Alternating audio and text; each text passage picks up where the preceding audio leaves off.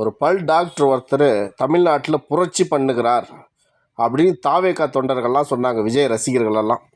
அவர் தியாகத்துக்கும் அவருடைய ஜனநாயக கடமைக்கும் அளவற்றது அப்படின்னு சொல்லியிருந்தாங்க.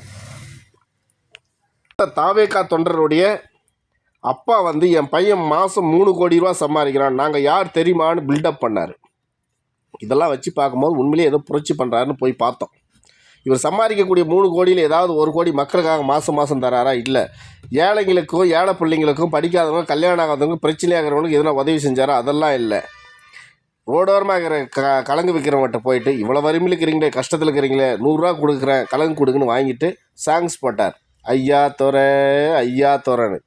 அதுக்கப்புறம் கேள்வியை கட்டி பிடிச்சி சாங்ஸ் போட்டார், பட்டு வச்ச சந்தனமே. அந்த கேள்விகள் 100 ரூபா கொடுத்துட்டு கலங்கு வாங்கிட்டு. இதுக்கு பேர் புரட்சியாம்.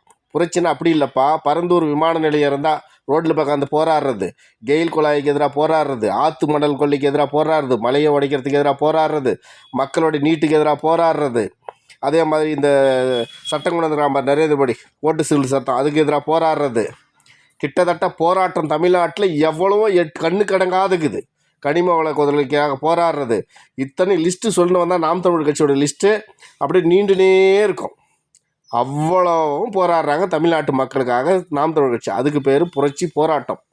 நீங்கள் செய்கிறது போகிற விளம்பரம். எங்கள் ஊரில் பாருங்கள், சூப்பராக விளம்பரம் பண்ணுறாருன்னு சொல்லிக்கலாம். அதை வேணால் சொல்லுங்கள், அது புரட்சி கிடையாது. சீமான் எங்கே ஒரு பிரச்சனைனாலும் ஓடி போய் பண்ணுறான் பார்த்தியா, தண்ணியிலேருந்து, காற்றுலேருந்து, மலையிலேருந்து, ஆற்றுலேருந்து, மாட்டுலேருந்து, ஏன் நீங்கள் வளர்க்குற பன்னிக்குட்டி கூட போராடுற மாதிரி சீமான். அது புரட்சி போராட்டம். நீங்கள் பண்ணுறது விளம்பரம். பேனர் வச்சு விளம்பரம் பண்ணுற மாதிரி பதாகை வச்சு விளம்பரம்.